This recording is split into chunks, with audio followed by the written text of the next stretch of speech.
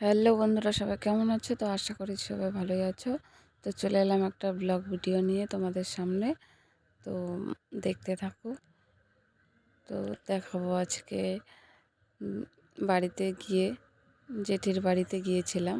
তখন জেঠির বাড়িতে কীর্তন দিয়েছিল।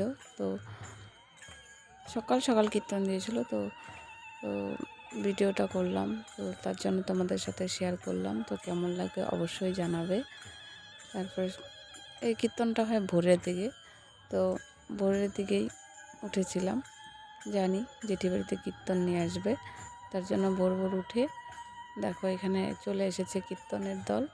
তারপরে ওইটা জেঠি তাদেরকে বরণ করে নিচ্ছে এখানে।